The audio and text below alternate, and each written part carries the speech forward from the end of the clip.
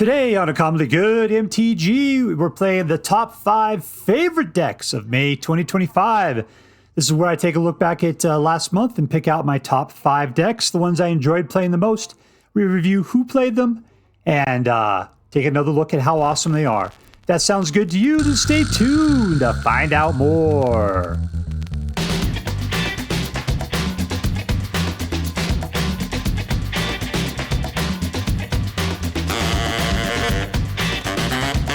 Hello and welcome to Uncommonly Good MTG. I'm your host, and make sure to check out my more artistic videos over at onlyfans.com. Dr. Yukon Socket. Yes, thank you. Filmed before a live studio audience. Thank you so much. Yukon Socket. Word to your mama. So I'm broadcasting to you today from my secret underground headquarters, and it's Top 5 Favorite Decks Day. Top 5 Favorite Decks Day. Top 5 Favorite Decks Day. Yeah! So what it is that every month I like to look back at the previous month and find out my 5 favorite decks, and I like to pay homage to the people that created them. The deal is that I'm a dude, and it's that dude I am, who I'm not the dude I am right now, has to work. And I do not have enough time in my life to be able to put together new decks every day, so I rely heavily upon the decks of other people. And it's days like today when we go back and say, thank you, other people, for your contribution to the videos that are produced here. All right, so let's get to it. Let's start taking a look at the first of 5 decks that I thought were particularly awesome.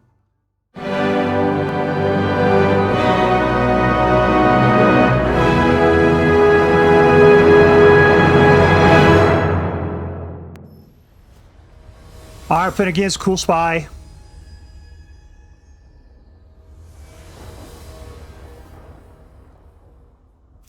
Keep.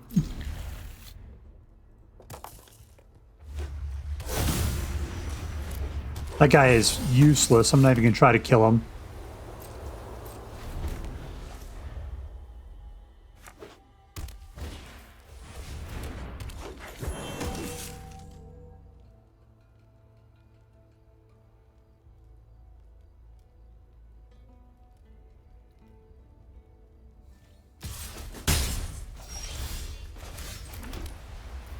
Two. Now wait till I get to 3 before I can start doing something, apparently.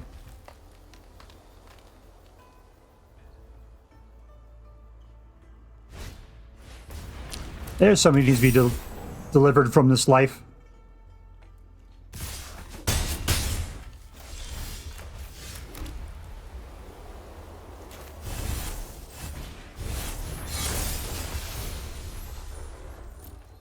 All right, nothing to do there. We got some control. We'll have 4 with a lot of good stuff we can do. Glissa needs to die a horrible death.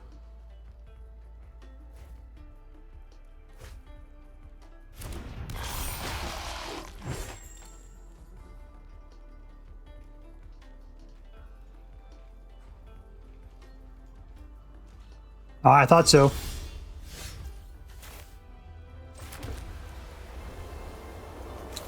Lay down arms. Shelter by ghosts. We'll take Hagathor there. And Vigilance, that's the way to go. We got everything else. We got nothing in his graveyard to snag. The Soul Guide's not going to help me out at the moment.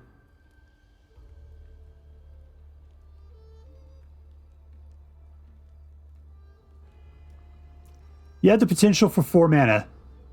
Looks like you could try to be a little control-y in this situation. I don't appreciate it.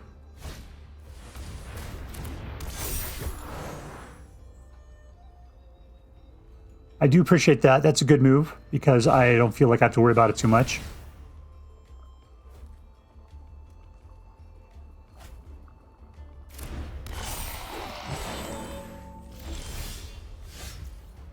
All right, let's put out Giada, because she'll make everything else better. And let's go do some inspiring stuff.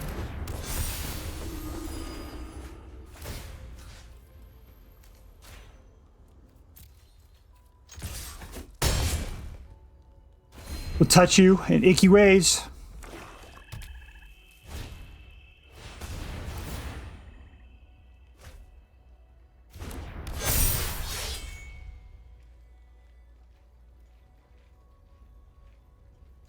You don't have, I mean, yeah, you can attack, go for it, but problem is you don't have any mana left. Or do you? What do you have mana-wise here? You can cook a couple of mana, potentially.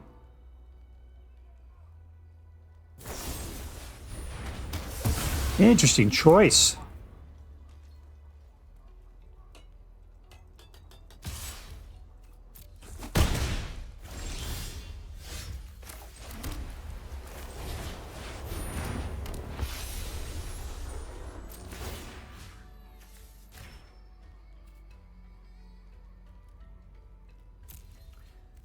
I should have given them both lifelink. That's what I should have done.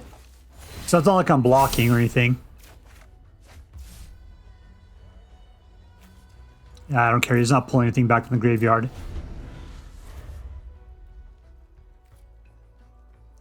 All right, so I could just win, provided he doesn't take out any more of my guys. Here, let me help you. I'll light some of your stuff up. There you go. Does that make you feel better? There we go. Light it up.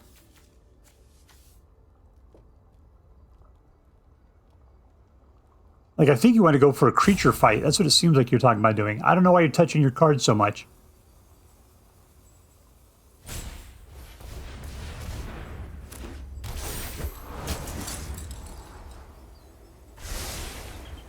Uh-huh.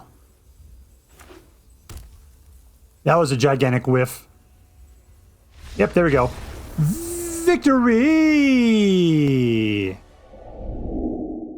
Alright, so here we are with our Angel Tribal deck, and it was fantastic. It was a great deck. I really liked it. Why did I like it? Because it was a Moneyball Angel Tribal deck. Meaning that we have 3 rules for Moneyball. I know I'm the only person who talks about it. But Moneyball decks are cheap. They're effective, right? Because it's not about big numbers. It's about effective numbers. And so you want to have creatures that cost 3 or less that do 3 points of damage. Then they have some sort of evasion. In this case, we've got lots of creatures that are easily doing 3 points of damage. They cost 3 or less, and they have flying. So yeah, this is a Moneyball deck. It's fast. It's effective. And it's got a certain amount of control in it, which a good Moneyball deck has. So, yeah, it was really delightful. Because a lot of times you play Angel decks, and they're usually very mid-range, where you start working your way up, and at the top they got something that costs 5, 6, 7 mana, you know, in Angels. And there's a lot of good synergy between Angels that's going on. We still have the synergy here, but everything tops out at 4. If you really have to, Steel Seraph can come out for 6, but really you're playing it for 3 the vast majority of the time. And even if you have Giada out, you're going to be playing these guys for only 3 mana in reality. I mean, sure, you'll tap Giada, but you can play it late in the game, late in the turn. So it means you get all of her abilities, which is flying and vigilance and everything, and doing damage to people. But you get to then use her afterwards for her mana abilities. So it's just free mana with no drawback to you whatsoever, other than the fact that she can't defend, I guess. Yeah, so it's a great little deck, highly effective. One of the best I've seen in a long time. So let's give it up for Angel Tribal.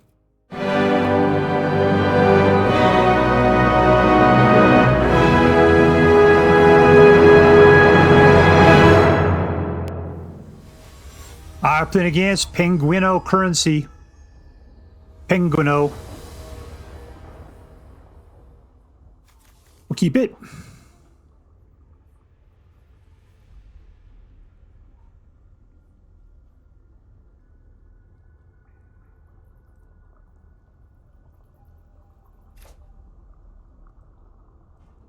Keep.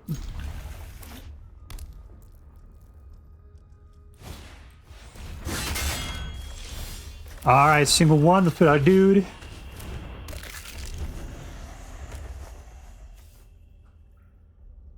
Who's this guy playing? Bats. Well, I can strategic betrayal it, so he's dead, regardless of what happens.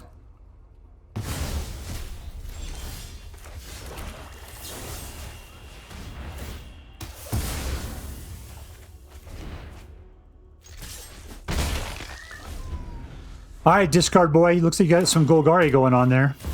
Ooh, you were going full on artifacts. Interesting. All right, 3 Corpses of the Lost. Pump!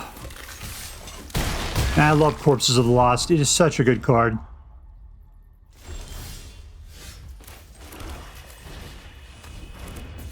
And another. Welcome to the board, Hasty Hastersons. And victory! Boom, boom, boom, boom! Goes the room. And here we are with Skeleton Demons. Yeah, I love Skeleton Demons. I thought this was a great deck. Why do I like it? Because I love the Skeleton deck. It is a great mono-black, like, Moneyball deck, right? That you got dudes that cost under 3 points of damage, and they've got, like, haste and sort of menace in some cases as well. But the haste that comes with Corpse of the Lost plus the pump is what makes everything work. It is the peanut butter and the Reese's Pieces peanut butter cup that is this particular deck. It's too bad the Unstoppable Slasher is not a skeleton. It is a zombie, and Corpse of the Lost does not help out. Help it out. It only does with skeletons. You just can sit there.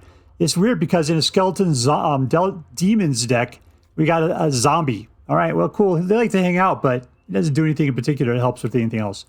The cool part is we got demons as well. Where the demons come from the Bloodletter of Aclazotz and the Ritual Chamber and the Soulstone Sanctuary. But anyways, the synergy is strong, and the deck is like 2 different decks that have been smushed together. It's mono black demons and it's mono black skeletons, and it's great that you could take 2 great decks and just smash them together. That kind of becomes the whole Reese's peanut butter thing all over again. So yeah, I like it just because it's 2 great decks smashed together, and it still works great. Because what's really great is that your skeletons can sometimes kind of peter out. You know, it's like they know to take out the Corpses of the Lost. Your dudes just become lesser at that point. Nobody has haste anymore. But then all of a sudden your demons show up, and then the game's completely different. They got to deal with your mid-game game. It's nice having a mid-game game to go off with skeleton demons. So awesome. So good for you. It's nice that Mono Black has another deck to play, something that's not just discard or creature kill. But we got this one going on. So congratulations, Skeleton Demons. You're one of my favorite decks of May 2025.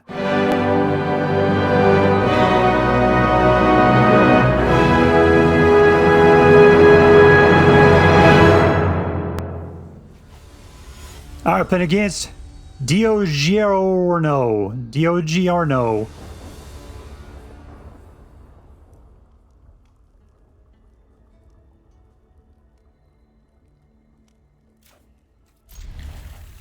All right, it's not going to be fast. Everything costs at least 3. Oh, there you go. I'm going to say that. Didn't we get a 1 drop on the first pull? That's always nice.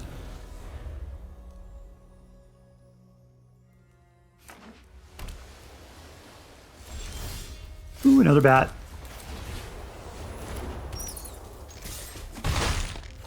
All right, so 4, there's 5, there's 3. Let's put out the... What's that? Harry Potter's dad.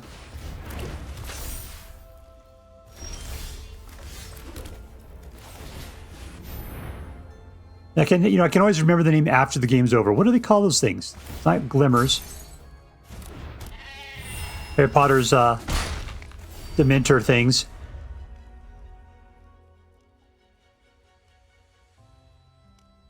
So you're going out of your way to braid the Rune Lurker then.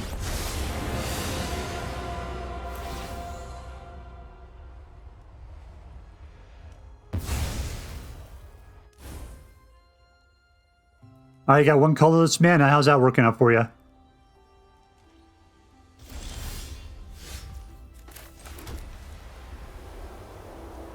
right, this pretty much guarantees we'll be able to kill. I'm going to do it this way. He's going to punt down the Innocence there. Yep. Punt! Let's draw something. Let's say good. Let's just weaken our little friend right there.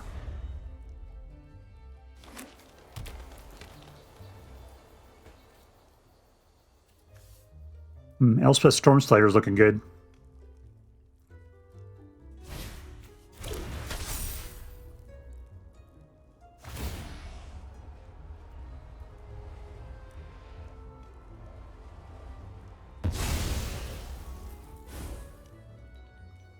All right, the only thing you can do is pin down the Evangelist just so we don't do Battle Cry anymore.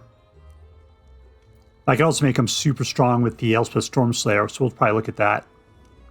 We'll take out Jace this turn. He's got a whole nother one set up ready to go.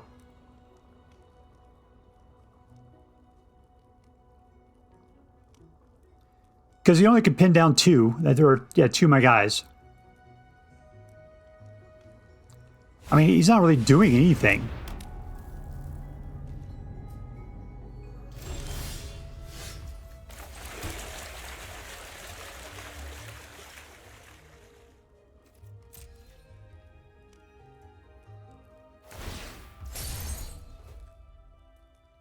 And the other, go for it.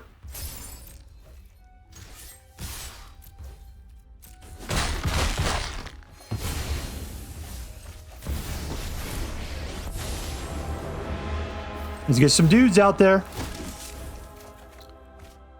All right. I don't have anybody in the graveyard. It's not really worth putting Smile of Death out there. You don't really look like you're the kind of guys to be playing with board wipes either. That's the other weird thing. You gonna go plot something? I'm gonna have to kill myself another Jace.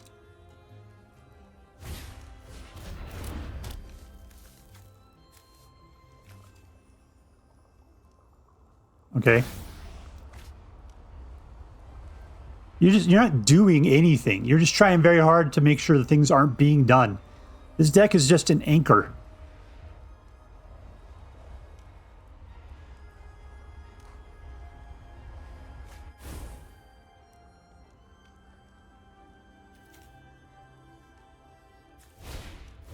He's going to pin down 3 of my guys now. All right, good for us.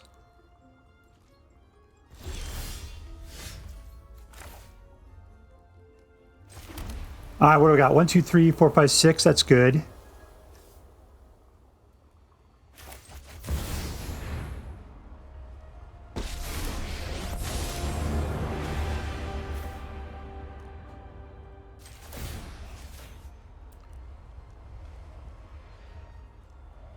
That's a guy you're going to tap.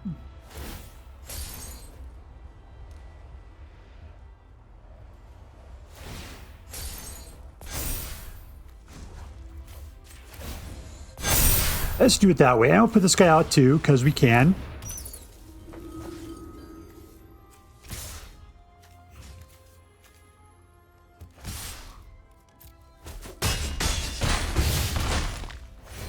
All right, Jace is gone. We got a nice white board. You don't really have board wipe. What are you going to do? You're going to just, like, bounce everything back to my hand?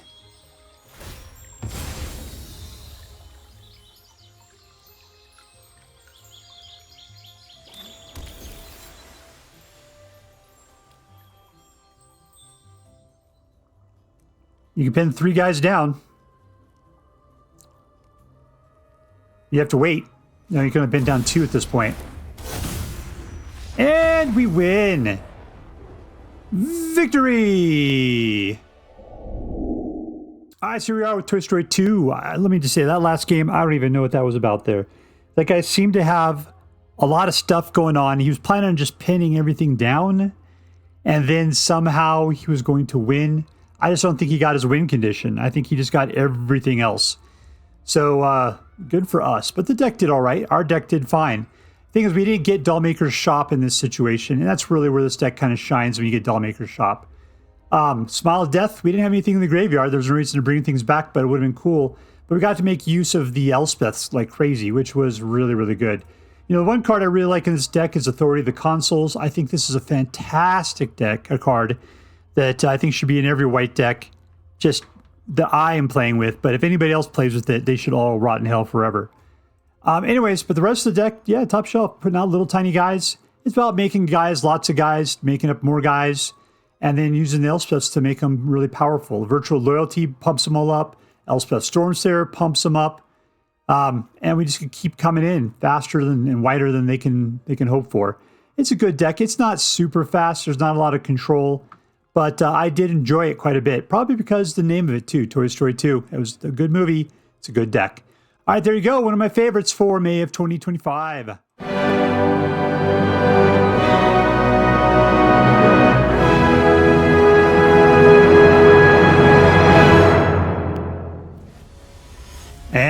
we're playing against Brunner 2220. There we go. Brunner 220. Yeah, okay, we'll keep it. Fix. Glimpse the core, huh? All right, we're going to have to come out with, unfortunately, Fabled passes straight off the bat. At 2 Glimpse the cores, but we need 2 mana for it. Unless we draw a land straight up. And we're going first, so it doesn't really matter.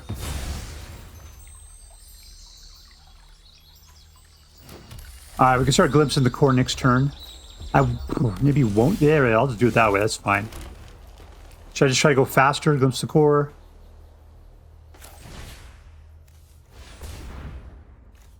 This way I can put out something like the Hydra and go full forest on it next turn.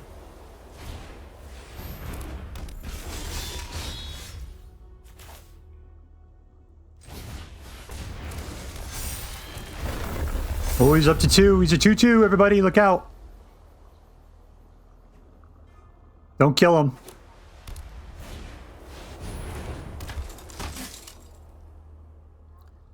Come at me with your battle goat.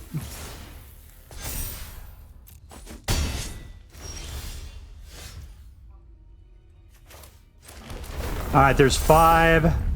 Let's glimpse the core.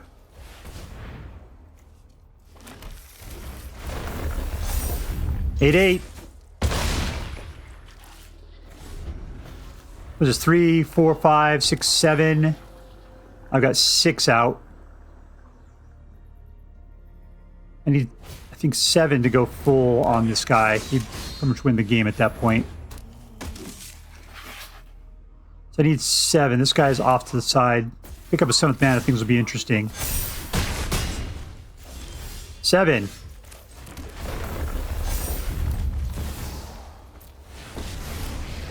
There we go. All right, winner, winner, victory dinner. All right, so here we are with Mono Green Landfall. And yeah, it was a lovely deck. What I like about it is multiple paths of victory. There's multiple ways to be able to win with this deck. It's pretty much a ramp deck, but you know, it's like Mossbound Hydra. So this thing has Landfall and gets bigger and bigger and bigger and bigger. And it doesn't take much to get it up to a ridiculous level. So that's one path of victory. Another one, Rampaging Baloth. The fact that it keeps putting out 4/4 beast tokens is fantastic. Unfortunately, they do not have trample, but still, if I got a bunch of them out there that are coming through, it's hard to block 4/4s.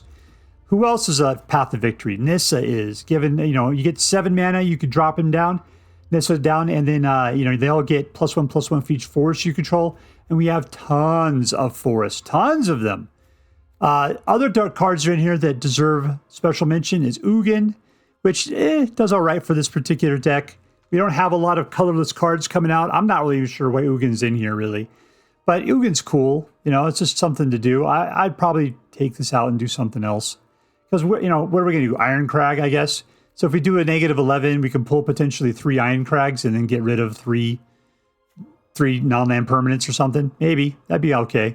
But Awaken the Woods, this is one of my favorite cards from that set, whatever it was, Brothers War or something. Yeah, I loved it because these guys are lands, and there's so many great things that happen, as in, like, so many things says that let's destroy non-land permanents. Well, these are creatures, but they're also lands. And so therefore, there's a lot of things that cannot destroy them. Plus, they could be little wussy guys running around. Plus, you can use them to pump up or get out the other big guys or whatever. If you put out 5 of them, it pumps up Mossbound Hydra by 5. There's just so many great things you could do with Awaken the Woods. It's such a clutch card for this particular deck. So anyways, multiple paths of victory makes the Green Landfall deck one of the best decks I played with. I totally appreciate it. I love a good green stompy deck, and this one does not disappoint. All right, so here we go. Green Landfall.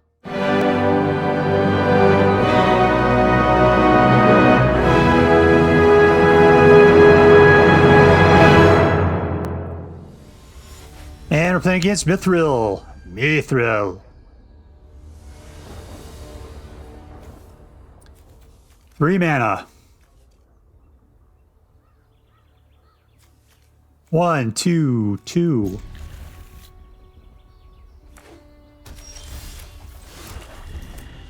You're not going to like it, man. You are not going to like what I do to you.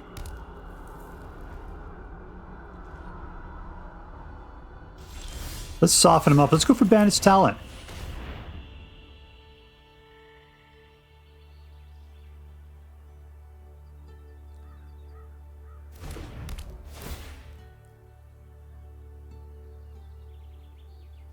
You gotta give it up. This looks like someone's been putting, I'm gonna say gelatin in here or something. It looks really viscous.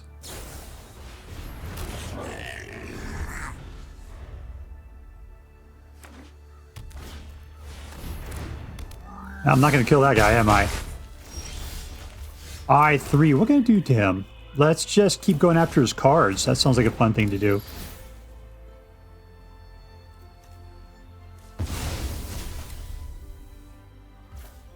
The question is he going to give up his land?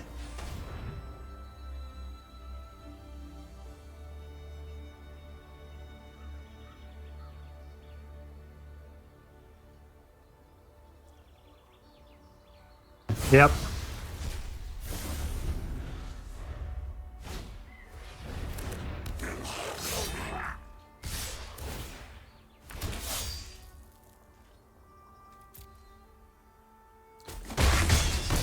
The question is Shoulder going to be my best friend? I think the answer is yes. What does this card do?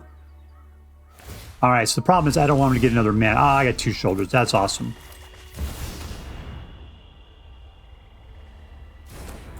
Ooh, he gets even more guys. Nuts. Is he going to attack with Zergo at this case? Because I think he has to if he wants to mobilize. I think he's going to sit back, and I'm going to have to pick off his guys. You got the 4th land. That is not great, but I can put out another Shouldered. Yeah, you're scared, aren't you?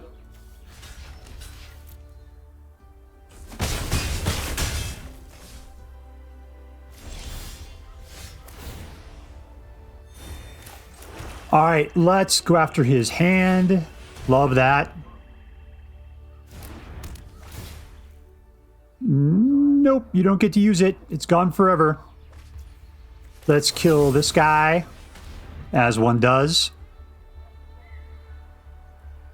Let him roll. And let's turn this stuff on.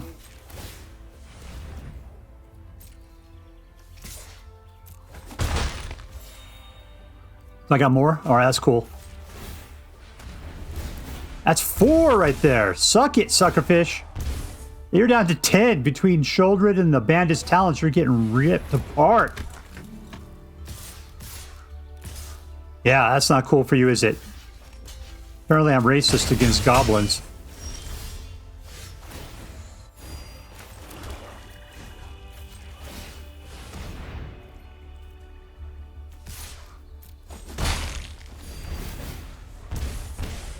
All right, it's down to 5, down to 3.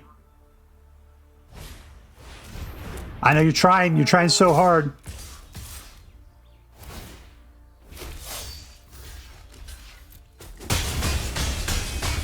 All right, got me down 10.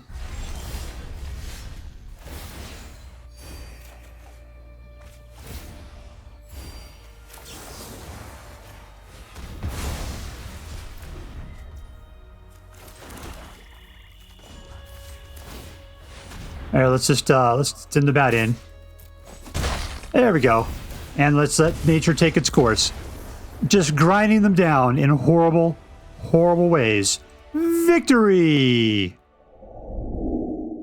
All right, so here we are with Mono Black Discard V2.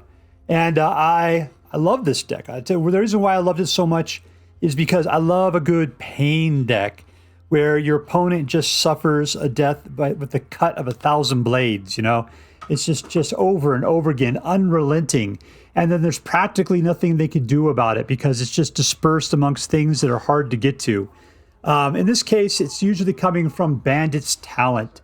That card has got so much value because it's like you want to play your cards because that's why you have a deck of cards for, right? But with this one, it says, look, if you got whatever it is, 2 or less cards in your hand, if you have 1 or fewer cards in their hand at their upkeep, then they lose 2 life. And if you got multiples of that, then it's just 2, 4, 6. And who can afford to lose that much at the beginning of every single turn? That is just nuts. And then with Shouldered in there to make them lose another 2 for gaining life. If they try to draw more cards and Shoulders out, then they're losing life for every card that they're drawing. It just puts them into an impossible situation between Shouldered and Bandit's Talent. Just being incredibly mean to them. Bloodthirsty Conqueror, whenever they lose life, you gain that much life. High Priest right there that says whenever you gain life, they lose life. That becomes a combo. So we got super death combos in here. We just grind them down. We got control. We're forcing them to throw hate cards in their hand. It is just a mean deck, which feels so good when you're behind the driver's wheel there. It's like you're driving, like you're the Incredible Hulk and you're driving I just lost that joke entirely. Driving I can't remember what those things are called. They got a big wheel up front and they smash stuff. There you go. All right. So anyways, yeah, it's a really good deck. The problem is you have to get over the fact that you're forcing people to discard because there's a lot of discard in it between Bandit's Talent, Liliana, Deep Cavern Bat, Ruthless Negotiation, Hopeless Nightmare. It's just discard. If I get somebody playing against this, there's a 50% chance I'm just going to give up and leave. I don't even care at that point. Problem is no deck can handle not having any cards. The only ones that don't care is like mono red aggro. They can play right up top of their library. They don't care. But pretty much everything else usually has a strategy, right? And this deck just rips strategies apart. That's its very nature. This is the kind of deck I consider to be a curse breaker. When you're playing and you just cannot win, even with great decks, usually it's always mono black. And usually a deck like this, a mean deck, is going to be the kind of deck that's going to do it for you. All right, so there you go. One of my favorite decks, May 2025, mono black discard V2. All right, and here we are with what are my favorite decks I played in May of 2025. Let's give it up to the people who put them up there. Let's list it out. We got Angel Tribal by Achilles, Skeleton Demons by Pobre Planetaya, Poor Planeswalker, Toy Story 2 by Sharkman, the Green Landfall by the MTGA Assistant Meta, which means somebody else's deck, but they didn't know who it was. And lastly, Black Discard V2 by yours truly, Dr. Yukon Suck It Saurus Rex. Yeah, thank you. Thank you all for the decks you put out. I just don't have the time in my day to be that other guy that works and then come and put together a video afterwards. So I rely heavily upon other people's deck to make this channel work. And I really appreciate everything you guys got. So let's just list out again. Achilles, Poor Planeswalker, Sharkman, and the MTGA Assistant Meta. Thank you. I like tribal decks. If you take a look at what we got there, we got Angel Tribal, Skeleton Demons, which is kind of a dual tribal deck. Toy Story's not, Green Landfall's not, Discard's not. Black Discard is a deck I feel the worst playing, but it's also the one I actually go back to play the most. It's like a lot of times I play a deck, I get a good video out of it, and I have to move on. But sometimes when I'm feeling dirty, I go back and play Black Discard again because I just like how mean it is to other people. Yeah, if you're that kind of person, you got an evil bent to you, these are some great decks. I really like them. I hope that you will like them too. All right, so happy May. Welcome to June, and we'll catch back up next month and see what was good in the next 30 days. See you, everyone. All right, that's all for now. If you enjoyed this video, please make sure to like and subscribe.